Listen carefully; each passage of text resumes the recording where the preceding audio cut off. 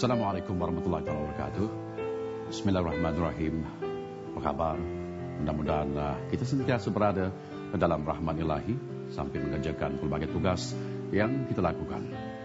Dan Alhamdulillah, selamat kita bersua kembali dalam rancangan Halakah Sentuhan Kalbu. Mudah-mudahan akan terus memberikan anda kekuatan dan semangat baru dalam meneruskan kehidupan yang penuh dengan dugaan dan juga cabaran ini. Mungkin ramai di kalangan kita sering melakukan sesuatu yang biasa dalam kehidupan. Kita sering mengadakan kontrak, bermain dengan kontrak, ataupun juga kadang-kadang kita nakal sehingga kita lari daripada kontrak kehidupan. Jadi kadang-kadang mungkin pelbagai tindakan dikenakan kepada kita kerana gagalnya kita mematuhi kontrak yang seharusnya kita laksanakan.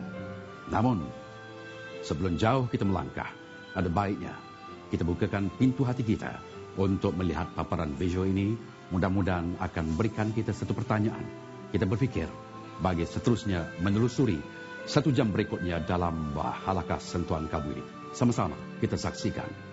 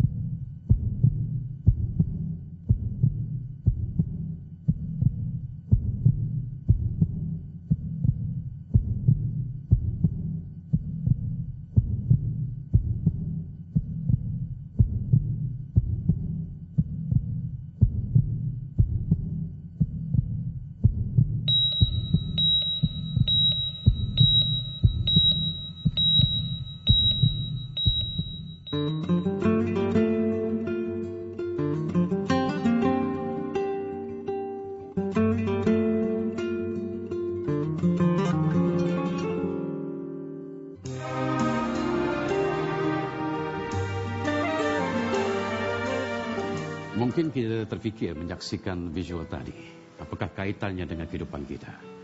Sebenarnya saudara, sama ada kita sedara ataupun tidak, kita telah pun mengadakan satu kontrak yang dinamakan sebagai kontrak hidup antara kita dengan Tuhan yang menciptakan kita. Halakah Sentuhan Kalbu pada malam ini akan mengajak anda untuk melihat kembali kisah perjanjian lama ini. Jadi untuk itu saudara, kami hadirkan ke studio yang berbahagia Profesor Maria Dr. Fauzi Hamad. Beliau merupakan pensyarah Jabatan Akidah dan Pemikiran Islam dari Universiti Melaya. Sama-sama kita silakanlah yang berbahagia Profesor.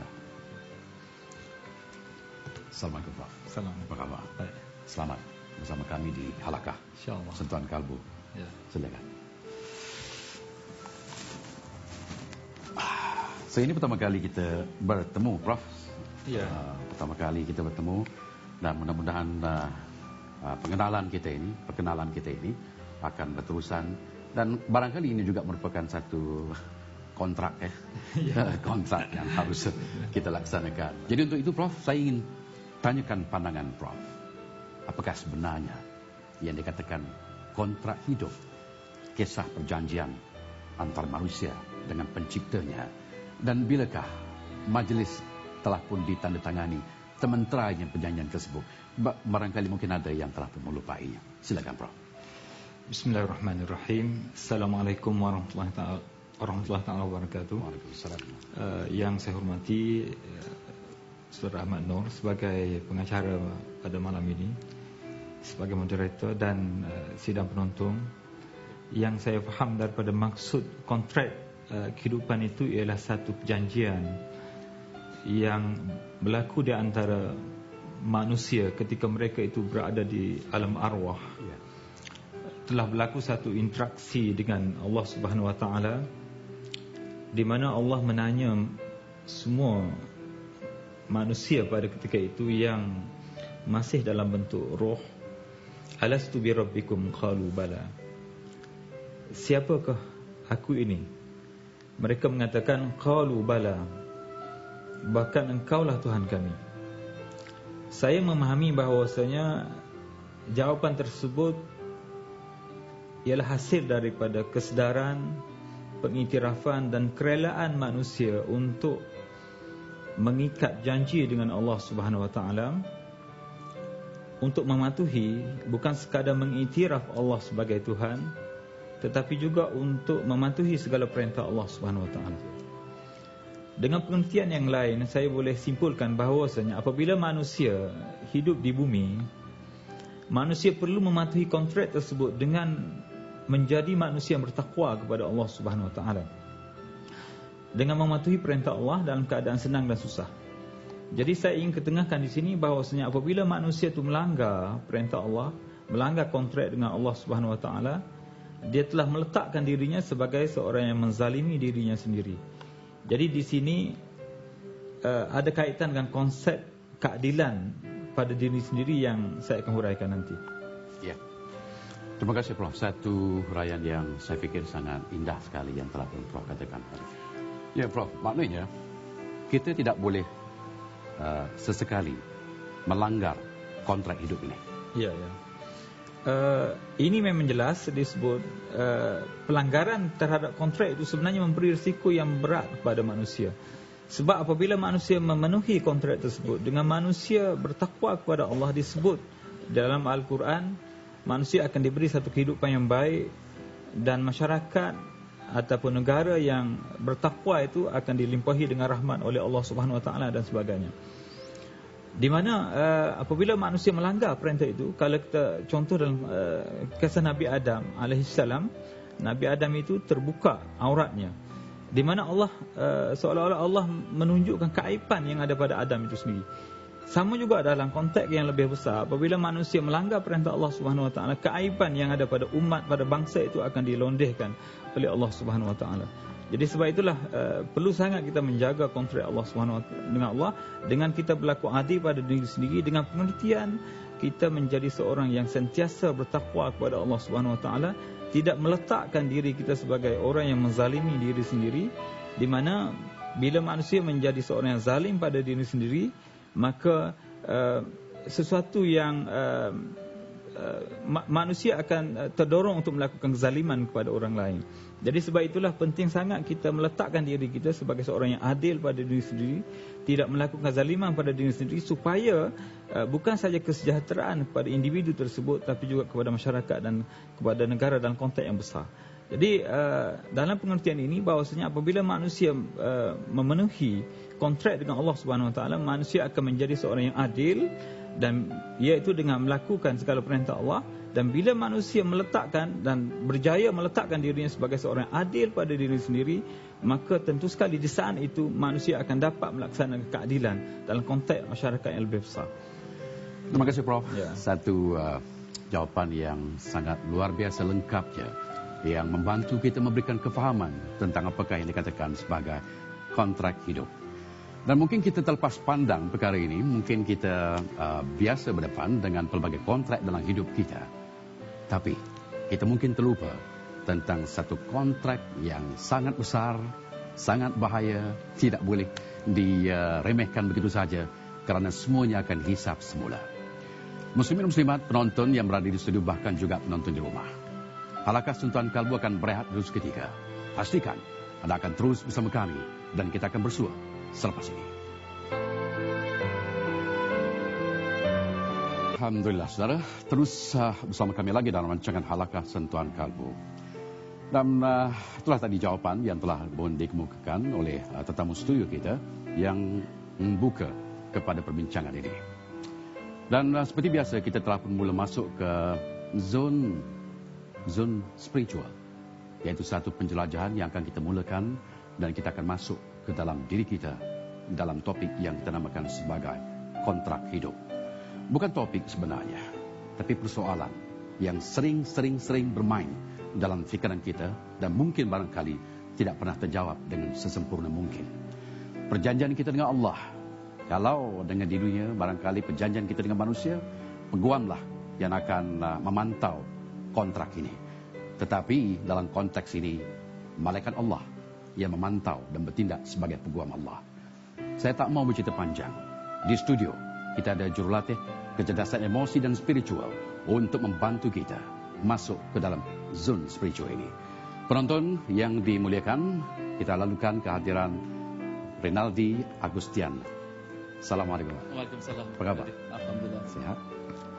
Selamat datang ke Halakah Sentuhan Kalbu. Terima kasih. Mudah-mudahan Rinaldi gembira untuk sama-sama berkongsi dengan penonton studio, bahkan juga penonton di rumah. Baik, Pak Rinaldi, tajuk telah pun kita berikan. Semuanya sudah jelas dan nyata. Tapi untuk meneruskan perjalanan ini bukan sesuatu yang mudah. Pak Rinaldi mempunyai tugas yang berat. Jadi saya percaya insya-Allah mudah-mudahan Allah akan bantu. Silakan.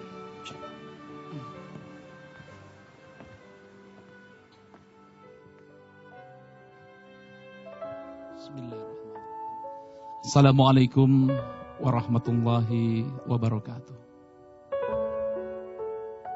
Alhamdulillahirabbil alamin. Allahumma shalli ala sayyidina Muhammad wa ala ali sayyidina Muhammad. Terima kasih saudara pengacara, saudara Ahmad Nur Sulaiman.